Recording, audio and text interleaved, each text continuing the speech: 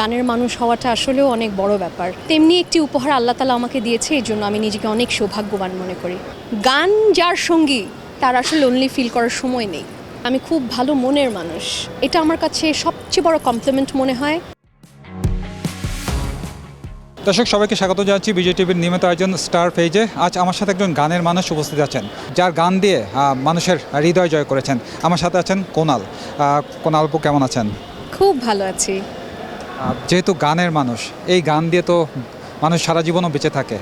কেমন লাগে বিষয়টি যখন গানের মানুষ হয়েছেন? সবুজ অঙ্গনের অনেক সেক্টর থাকতেও গানের শিল্পী হয়েছেন।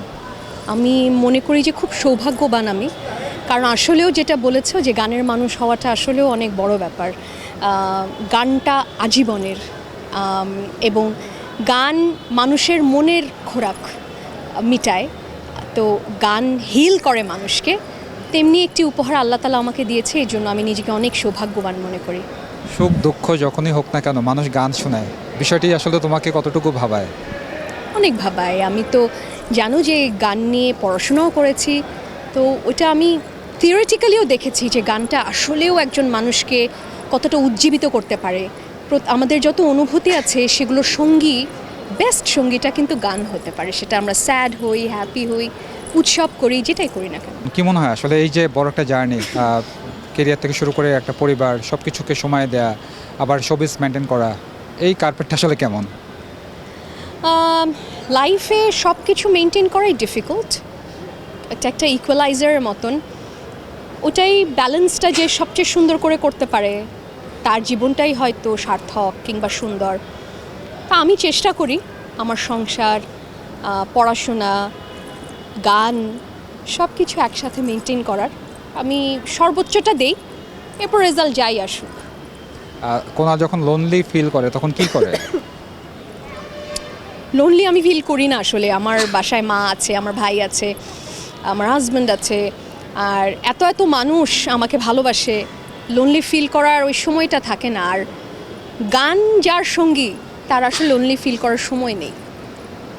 গানের মানুষ যেহেতু, আমার একটু গান সম্পর্কে একটু জানা আছে যে এখনকার প্রজন্ম যে গানগুলো করছেন, তোমার দৃষ্টিতে আসলে কি মনে হয়, ভালো হচ্ছে নাকি আসলে অতিরঞ্জিত হয়ে যাচ্ছে? আমি আসলে জাজ করার কেউ না, এটা দর্শক বলে দেয়। তবে যা কিছু সুন্দর তা কিছুই ভালো, সেটা আগেও সেটা এখনও। যা কিছু অতিরিক্ত তাই সুন্দর না।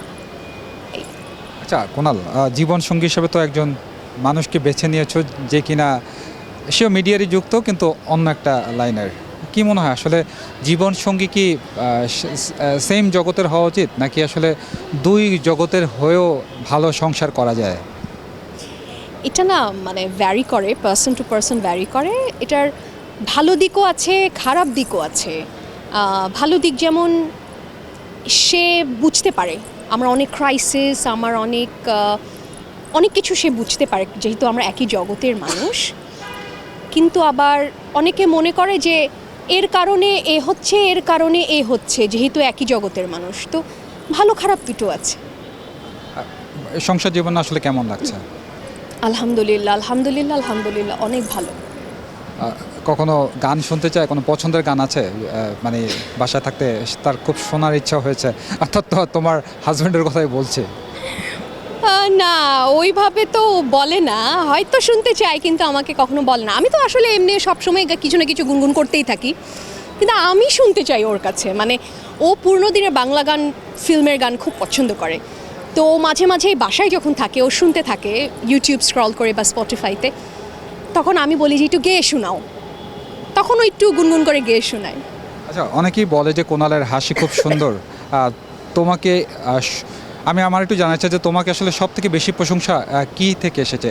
হাসি নাকি চোখ, নাকি আসলে পুরোটা তুমি? আমার প্রশংসা আমার জন্মদিনের সময় স্টেটাসে মানুষ সবচেয়ে বেশি যেটা লেখে, আমার কাছের মানুষেরা, যে আমি খুব ভালো মনের মানুষ। এটা আমার কাছে সবচেয়ে বড় কমপ্লিমেন্ট মনে হয়, আমার সব কিছু ছাপিয়ে। এবং আমার কাছে মনে হয় যে মানুষের এই অর্জনটাই সবচেয়ে ইম্পর্ট্যান্ট। আর একটা বিষয় আমার যেটা মনে হয় যে তুমি খুব গুছিয়ে কথা বলো। Oh, thank you so much, thank you.